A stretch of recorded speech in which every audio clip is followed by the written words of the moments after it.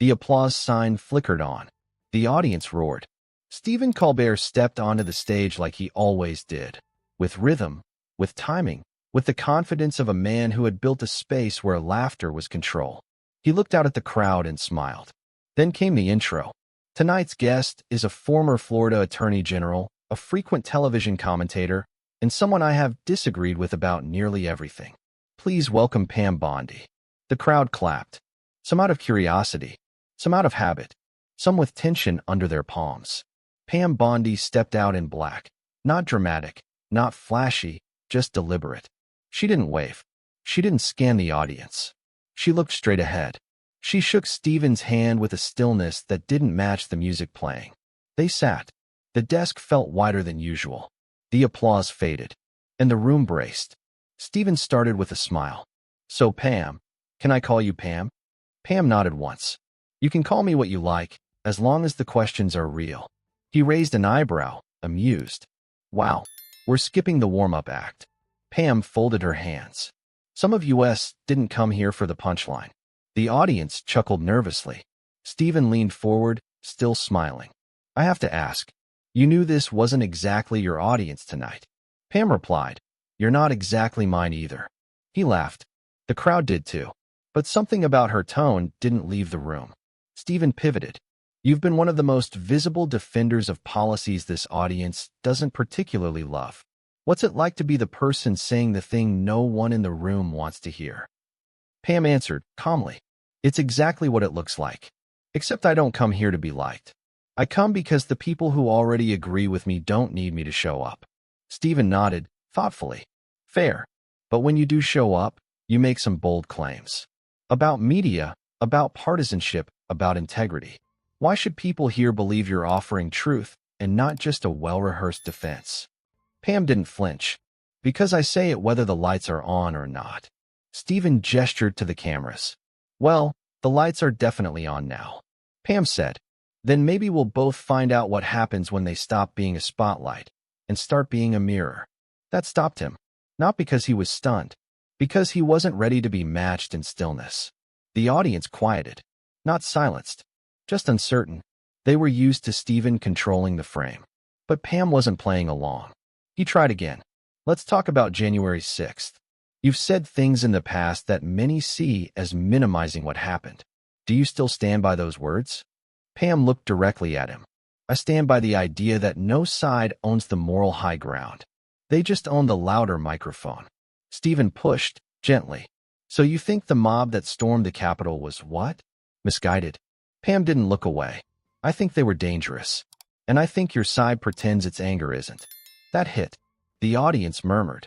Stephen said, You're drawing an equivalence where many people would see a threat and a protest as two different things.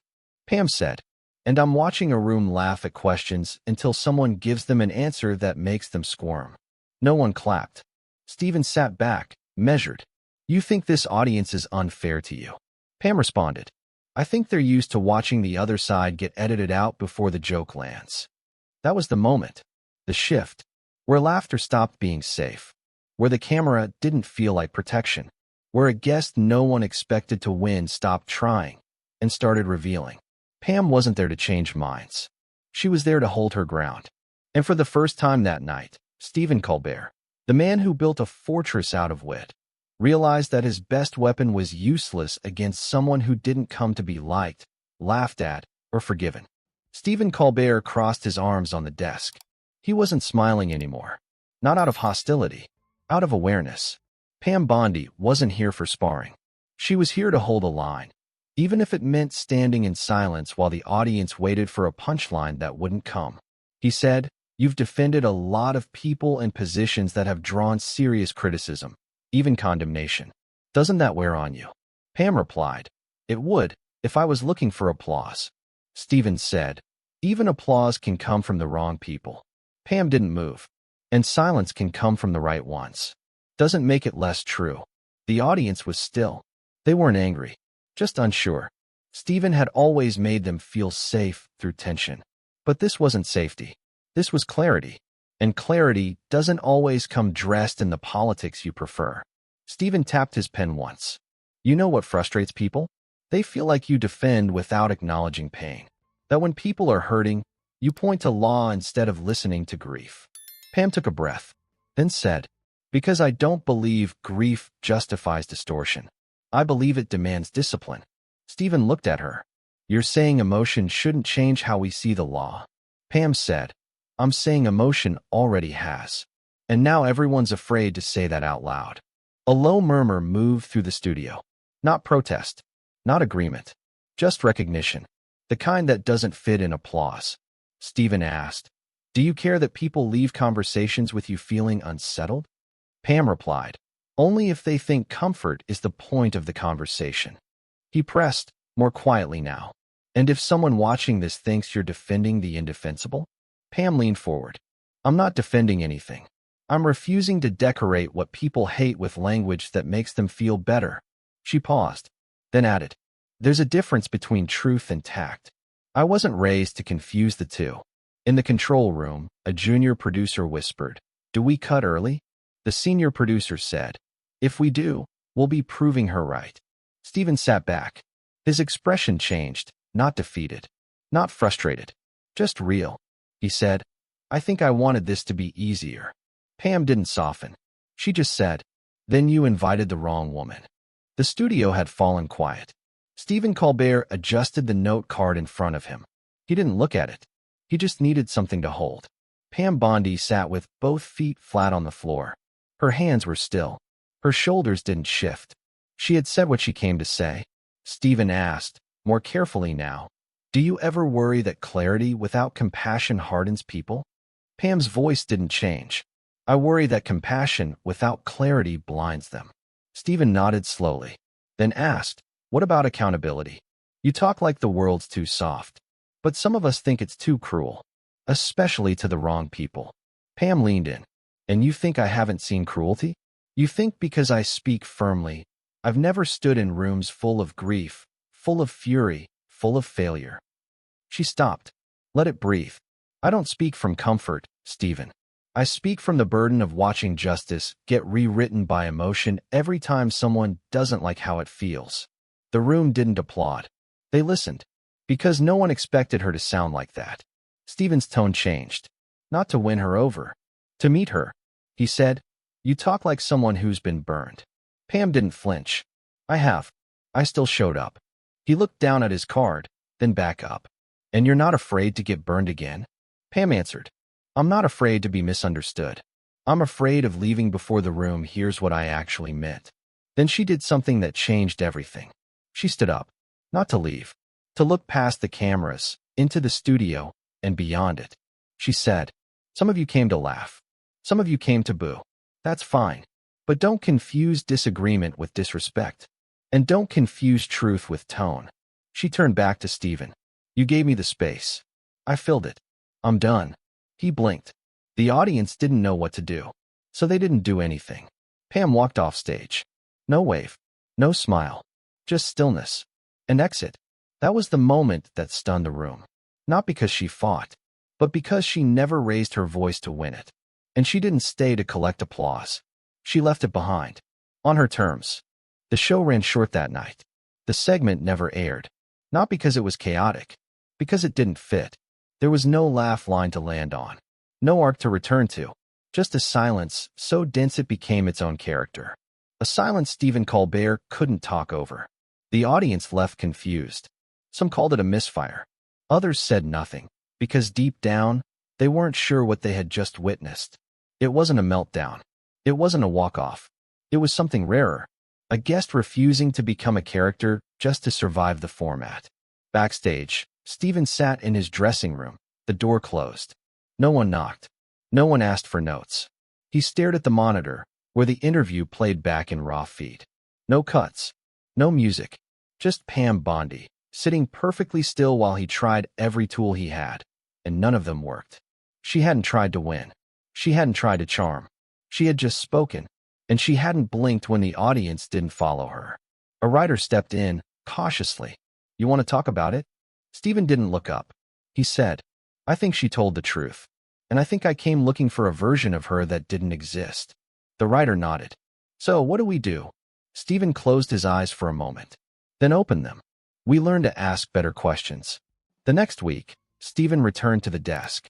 He didn't open with the usual rhythm. He didn't explain the missing segment. He said, "We brought someone on this stage who didn't play along, and we didn't quite know what to do with that. So we cut it.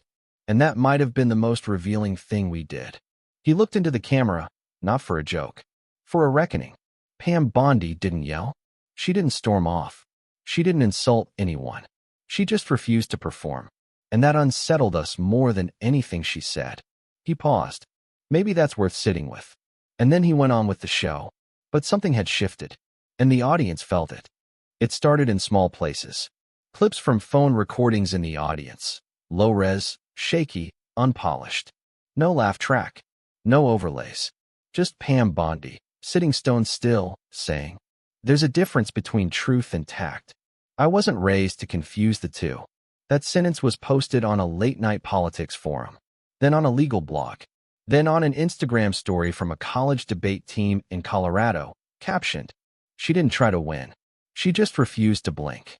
Pam never commented. She didn't tweet. She didn't go on other shows. She was asked, and she declined. The producers behind those invitations didn't understand. They assumed she was avoiding something. But she wasn't. She had already said it all, and she didn't need a second round to make it land. In a courtroom in Tallahassee, a junior attorney preparing for her first case replayed the clip twice on her laptop. Her mentor watched over her shoulder and asked, "You quoting Pam now?" The younger woman said, "I'm not quoting her. I'm trying to figure out how to sit like that." The older attorney smiled and said, "You'll learn. But it takes longer to stop needing people to like you than it does to speak." Stephen Colbert read the transcript 2 weeks after the segment was cut. He hadn't touched it since. But something in him knew the quiet had earned revisiting. He read the words slowly, out of order, out of rhythm, and by the end, he wrote 3 of them on a sticky note and placed it on the edge of his monitor. "Don't shrink her." That became a private rule in the writer's room. Unspoken, but felt. Guests came. Some fiery, some gentle, some difficult. But Stephen stopped steering them toward safety. He stopped softening the edges. And when a guest said something too real for a joke, he let it stand. Because the room had already learned what it felt like to mistake discomfort for danger. And Pam Bondi, no matter how people felt about her, had been the one to make them feel it first. Months later, Pam Bondi was back in Florida. Not in front of cameras. Not behind a podium. Just walking through a courthouse hallway after a long morning of consultation, briefcase in hand, heels steady on tile. A young clerk, early 20s, nervous, stopped her at the elevator. "Ms. Bondi?" she asked. Pam turned, politely. The clerk hesitated, then said, "I saw what happened on Colbert. You didn't say anything flashy, but I've never seen anyone sit in that kind of room and not flinch." Pam smiled once, not wide, just enough, then said, "Not flinching is just what it looks like after enough years of knowing exactly what they expect you to do." The elevator opened.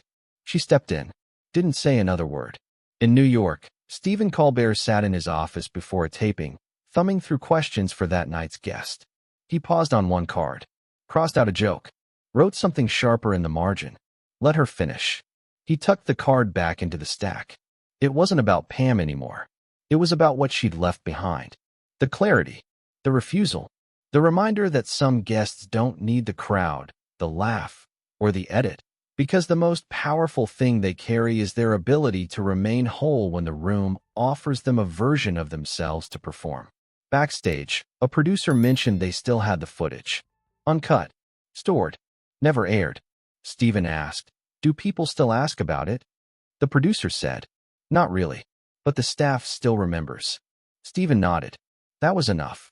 Some truths don't need distribution. They just need to remain undeniable to the people who saw them up close. Pam never mentioned the interview again. She didn't need to. Because when she speaks now, in court, in commentaries, in briefings, the room is different.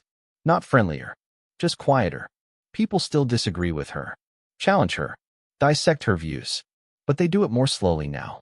Because they remember what it looks like when a woman brings no apology, no excess, no need. Just presence. And when she leaves the room, no one says she changed it. They just notice it doesn't quite snap back to how it was before.